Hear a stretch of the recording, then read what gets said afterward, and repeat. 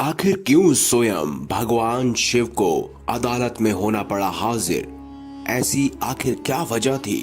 और फिर जज के साथ आखिर ऐसा क्या हुआ जो सबके होश उड़ गए? आप देख रहे हैं महादेव दर्शन। हमारे चैनल में आपका स्वागत है। अगर अभी तक आपने हमारे चैनल को सब्सक्राइब नहीं किया तो देर किस बात, चैनल को सब्सक्राइब करें और बेल आइकन जरूर दबाएं ताकि ऐसी ही खास लेटेस्ट अपडेटेड वीडियोस आपको जानने और सुनने को मिलती रहे। दोस्तों, आज की इस वीडियो में हम किसी मंदिर का जिक्र नहीं करेंगे, लेकिन आज हम भगवान शिव और उनके भक्त से जुड़ी एक सच्ची घटना आपको सुनाने जा रहे हैं जो आपको सुननी चाहिए। दोस्तों, यूं तो आपने इंसानों को अदालत में जाते हुए सुना होगा, लेकिन क्या आपने भगवान शिव को अदालत में आते हुए कभी देखा है? नहीं ना। ये चमत्कार से कम नहीं। ये घटना घटी थी 40 साल पहले, जब वृंदावन में एक संत रहा करता था जो रोज भगवान शिव की नित्य पूजा करता और शिवलिंग पर हमेशा जल अभिषेक करता और वहां की मिट्टी को तिलक के रूप में लगाकर वापस लौटाता। लेकिन कभी भी वो मंदिर के अंदर नहीं जाते थे।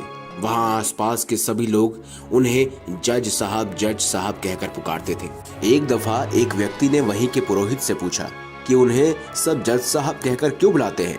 तब पुरोहित ने उन्हें वो सच्ची घटना बताई। कुछ समय पहले दक्षिण भारत के एक शहर में ये व्यक्ति जज हुआ करता था, जिसने एक बार एक ऐसे व्यक्ति का केस लड़ा कि उसके बाद से इनकी जिंदगी बदल गई।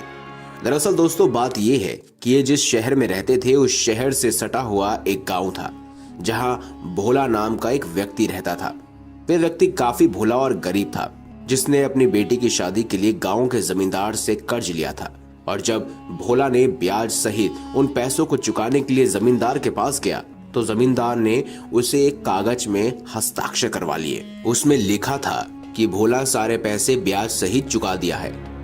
जिसके बाद जमींदार ने कहा कि भोला, इस कागज को ध्यान से पढ़ लो। लेकिन भोला तो अनपढ़ था, इसीलिए उसने कहा, जो भी हो मेरे भोलेनाथ जाने। ऐसा सुनकर जमींदार के मन में लालच आ गया। उसे लगा कि ये तो अनपढ़ है, अभी कागज बदल देता हूँ। उसने धोखे से कागज को बदल दिया और फिर कुछ समय बाद भोले के खिलाफ अदालत में केस दर्ज करा दिया कि भोला ने अब तक कर्ज के पैसे नहीं चुकाए। केस के दौरान जब भोला ने अपने बचाव के लिए वह कागज पेश किया तो जमींदार ने उसे भी बदल दिया। उसमें लिखा था कि भोला ने अब तक सारे पैसे नहीं चुकाए हैं। जिसके बाद जज ने उससे पूछा कि आपके पास कोई और सबूत है? तो उसने कहा कि नहीं, जब मैं पैसे दे रहा था तो वहां कोई मौजूद नहीं था सिवाय मेरे भोलेनाथ के। तब अदालत ने भोलेनाथ को अदालत में पेश होने की इच्छा जताई। अगली सुनवाई के दौरान अदालत में एक बूढ़ा व्यक्ति पहुंचा जिसने गले में रुद्राक्ष की माला पहनी हुई थी और उसने जज साहब से कहा, भोला बेकसूर है। जज ने सबूत मांगा तो बूढ़ा व्यक्ति का कहना था कि जमींदार के कमरे के तीसरे कवर्ट में फाइल नंबर 12 में भोला के बेकसूर होने के सबूत है। जब इसकी छानबीन की गई तो पता चला कि यह वाकई सच था। उस व्यक्ति का नाम भोलेनाथ था। जिसके बाद जज ने भोला से पूछा कि यह बूढ़ा व्यक्ति कौन है, तो भोला ने उसे सारी बात बताई। जिसके बाद जज सच्चाई सुनकर और सच्चाई को जानकर हक्का बक्का रह गया और पछतावे में आकर संत की जिंदगी जीने लगा।